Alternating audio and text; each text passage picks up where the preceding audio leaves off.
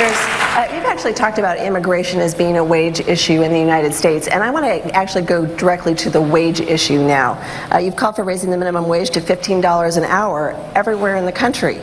But the president's former chair of the Council of Economic Advisors, Alan Krueger, has said a national increase of $15 could lead to undesirable and unintended consequences of job loss. What level of job loss would you consider unacceptable? Kathy, let me say this. No public policy doesn't have, in some cases, negative consequences. But at the end of the day, what you have right now are millions of Americans working 2 or 3 jobs because their wages that they are earning are just too low. Real inflation accounted for wages has declined precipitously over the years. So I believe that, in fact, this country needs to move toward a living wage.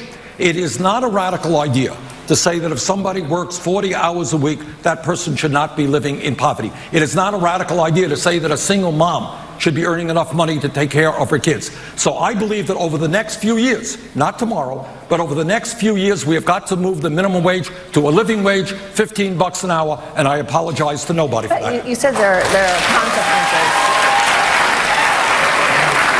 You said there are consequences for any policy. Do you think job losses are a consequence? This is what I think. This is what many economists believe.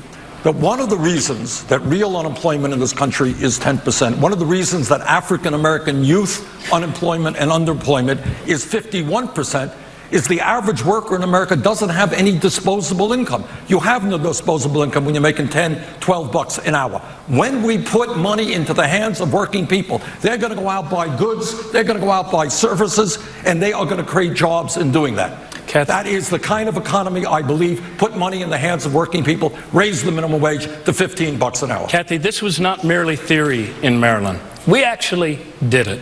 Not only were we the first state in the nation to pass a living wage, we were the first to pass a minimum wage. And the U.S. Chamber of Commerce, which hardly ever says nice things about Democratic governors anywhere, named our state #1 for innovation and entrepreneurship. We defended the highest median income in the country.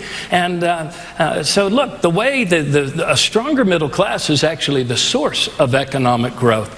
And if our middle class makes more money, they spend more money and our whole economy grows. We did it and it worked. And nobody headed for the hills or left the state because of it. You're calling for a $15 minimum wage now, but why did you stop at $10.10 in your state? $10.10 was all I could get the state to do by the time I left in my last year, but 2 of our counties actually went to $12.80, and their county executives, if they were here tonight, would also tell you that it works. The fact of the matter is, the more our people earn, the more money they spend, and the more our whole economy grows. That's American capital. Let me just add to that this is not an esoteric argument.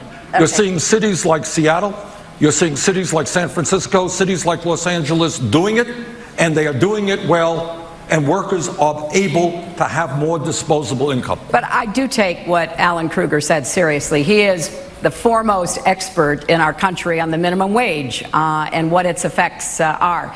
And the overall message is that it doesn't result in job loss. However, what Alan Krueger said in the piece you're referring to is that if we went to $15, there are no international comparisons. That is why I support a $12 national federal minimum wage. That is what the Democrats in the Senate have put forward as a proposal. But I do believe that is a minimum. And places like Seattle, like Los Angeles, like New York City, they can go higher. It's what happened in Governor O'Malley's state. There was a minimum wage at the state level, and some places went higher.